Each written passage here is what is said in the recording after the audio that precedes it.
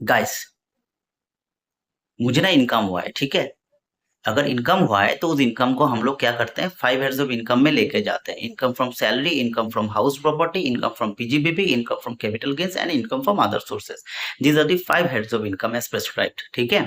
But 5 heads of income में लेके जाने से पहले we have to see whether that income itself is taxable or not। अगर कोई भी इनकम टैक्सेबल होगा तभी जाके 5 हेड्स ऑफ इनकम में लेके जाएंगे।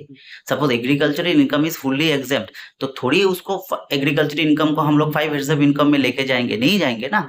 सो हम लोग को डिटरमाइन करना पड़ेगा, we have to determine that whether that income is taxable और नॉट। कैसे पता चलेगा, कैसे पता चलेगा कोई भी इनकम आया उसको वो टैक्सेबल करेंगे कि नहीं करेंगे? आपका स्टेटस से, व्हाट इज योर स्टेटस, ठीक है।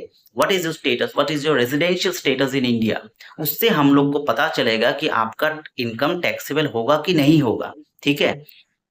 अगर रेसिडेंट होगा, अगर कोई भी इंडिविजुअल इंडिया में रेसिडेंट है, ठीक है, उसका स्टेटस रेसिडेंट है, दैट इंडिविजुअल का ग्लोबल इनकम, वो अगर यूएई में इनकम कर रहा है, यूएसए में इनकम कर रहा है और यूएसए में रिसीव कर रहा है, इनकम को यूएसए में रिसीव कर रहा है, इनकम को दुबई में इनकम कर रहा है, दुबई में रिसीव कर रहा है, लेकिन उसका स्टेटस इंडिया में रेसिडेंट है, तो that income, that global income is taxable हो जाएगा। बट अगर नॉन रेजिडेंट है तो उसका ग्लोबल इनकम कहीं से भी इनकम करे, ठीक है, यूएसए में इनकम कर रहा है, रिसीव कर रहा है, दुबई में इनकम कर रहा है, रिसीव कर रहा है, global income will not be taxable for non resident in India.